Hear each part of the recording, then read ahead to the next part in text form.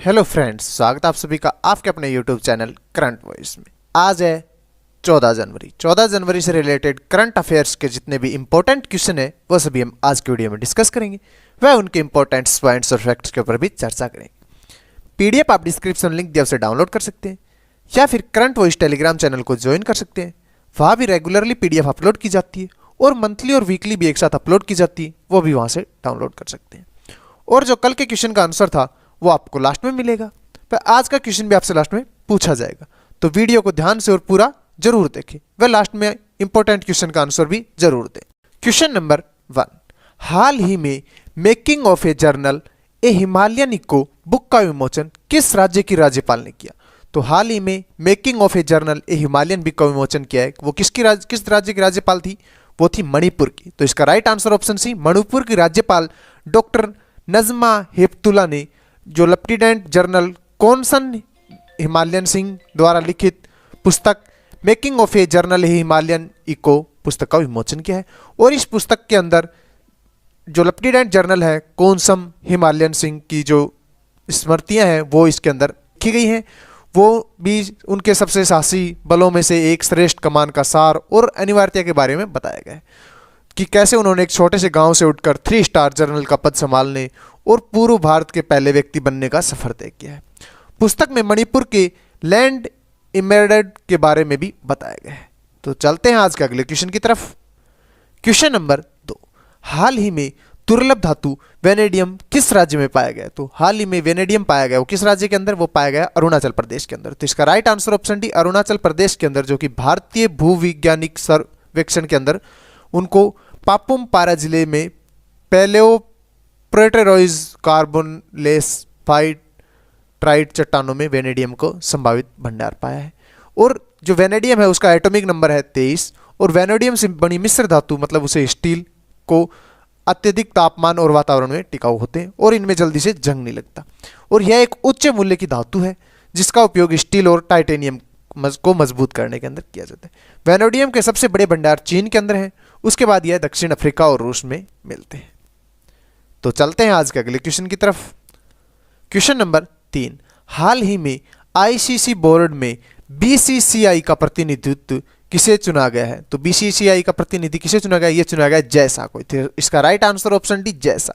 अंतर्राष्ट्रीय क्रिकेट परिषद international cricket council की बैठक जो में जैसा को भारतीय क्रिकेट कंट्रोल बोर्ड बीसीसीआई का आधिकारिक प्रतिनिधि चुना गया है। सह भारतीय क्रिकेट कंट्रोल बोर्ड के अभी सचिव हैं और वो जो बीसीसीआई के अध्यक्ष हैं सौरव गांगुली उनका स्थान लेंगे, जो इस समय आईसीसी बोर्ड में भारत का प्रतिनिधित्व करते हैं। गांगुली को हाल ही में दिल की बीमारी के चलते अस्पताल में भर्ती होना पड़ा, जहां उन्हें प्राइम एंजियोप्लास्टिक की गई थी। और जो जैसा है वो हमारे गृह मंत्री अमित शाह के सुपुत्र हैं। बीसीसीआई का मुख्यालय मुंबई महाराष्ट्र के अंदर और बीसीसीआई की स्थापना हुई थी दिसंबर 1928 के अंदर। तो चलते हैं आज के अगले क्वेश्चन की तरफ। क्वेश्चन नंबर 4, हाल ही में जारी हेनले पासपोर्ट इंडेक्स में कौन सा देश शीर्ष पर है? तो हाल ही में हेनले पासपोर्ट इंडेक्स जारी किया गया जिसके अंदर जापान टॉप पर है। तो इसका राइट आंसर ऑप्शन भी जापान।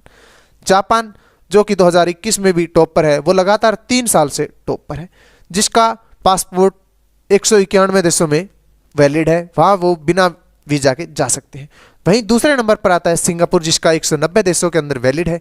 और तीसरे नंबर पर आता है जर्मनी जिसका 189 देशों के अंदर वैलिड है। और सूची में सबसे लास्ट आता है सीरिया, इराक और अफगानिस्तान, जहां सबसे कम शक्तिशाली पासपोर्ट वाले देश हैं। और भारत का पासपोर्ट 58 देशों के अंदर वैलिड है, जहां पर हम बिना वीजा के भी जा सकते हैं। तो ऐसे देश 58 है जिसमें भारत का पासपोर्ट वैलिड है। क्वेश्चन नंबर 5, किस देश के पुलित्जर पुरस्कार विजेता लेखक और पत्रकार नील सिहान का निधन हो गया? तो हाल ही में नील सिहान का निधन हो गया। वो उनका संबंध किस देश से था? उनका संबंध था वियतनाम से। तो इसका right answer option C, Vietnam. उन्होंने 1962 से 1966 तक यूनाइटेड प्रेस इंटरनेशनल और टाइम्स के लिए वियतनाम युद्ध को कवर किया। उन्होंने 1990 में a bright shining light, John Paul Vann और अमेरिका इन वियतनाम के लिए पुलित्जर पुरस्कार और राष्ट्रीय पुस्तक पुरस्कार जीता था। तो चलते हैं आज के अगले क्वेश्चन की तरफ। क्वेश्चन नंबर 6, हाल ही में वेद मेहता का निधन हुआ है, उनका संबंध किस क्षेत्र से था? तो हाल ही में वेद मेहता का निधन हुआ है, उनका संबंध था लेखक से। तो इसका राइट आंसर ऑप्शन बी लेखक, जो कि भारतीय मूल के अमेरिकी लेखक थे। बचपन में उन्होंने आंखों की रोशनी खो दी थी, मीन्स बचपन से ही उन्हें आंखों की रोशनी नहीं थी। वो भारत अमेरिकी उपन्यासकार और को 20वीं सदी के दिग्गज लेखक के रूप में व्यापक रूप से जाना जाता था। उन्होंने अमेरिकी पाठक की भारत से पहचान कराई थी। वेद मेहता द न्यूयॉर्क के लिए एक लंबे समय से लेखक रहे। उनके सबसे प्रसिद्ध कार्यों में 1 दर्जन संस्करणों में अपनी आत्मकथा के अंतरंग लेंस के माध्यम से आधुनिक भारत के विशाल अशांत इतिहास का पता लगाया। तो चलते हैं आज के अगले क्वेश्चन की तरफ। क्वेश्चन नंबर 7, हाल ही में पहली बार आइस क्लाइंबिंग फेस्टिवल का आयोजन कहाँ किया गया है?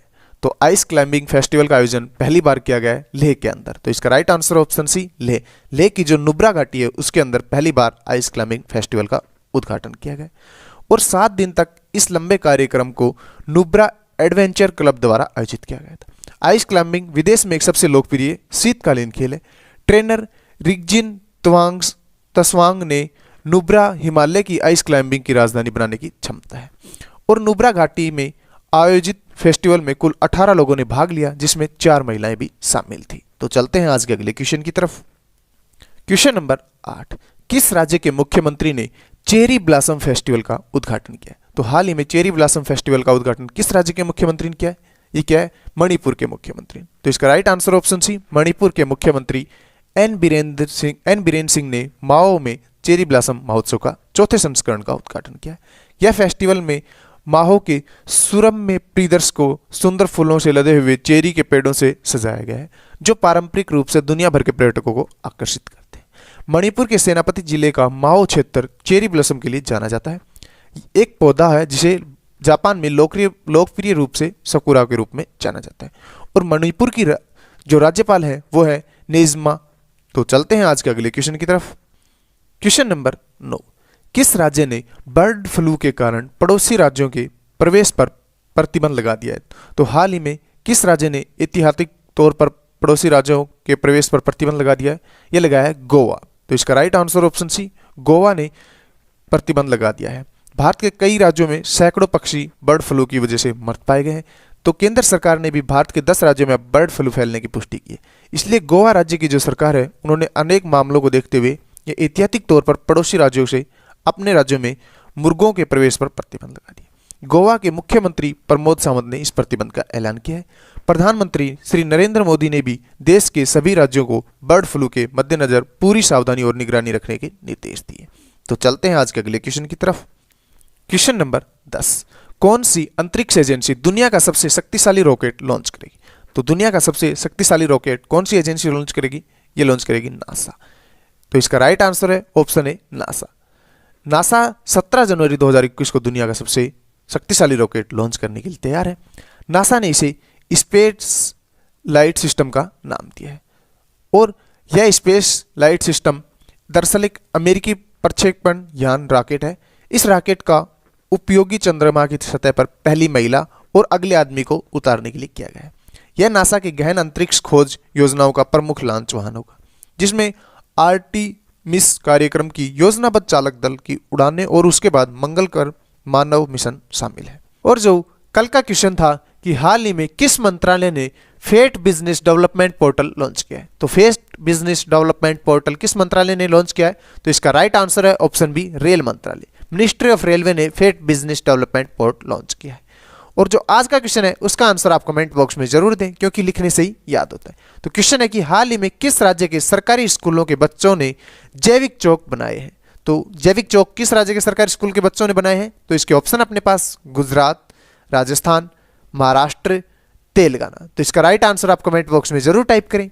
डेली करंट अफेयर्स के वीडियोस के लिए आप करंट वॉइस यूट्यूब चैनल को सब्सक्राइब करना ना भूलें, क्योंकि यहां पर रेगुलरली आपको करंट अफेयर्स के इंपॉर्टेंट क्वेश्चन के साथ वीडियो और पीडीएफ मिलती है।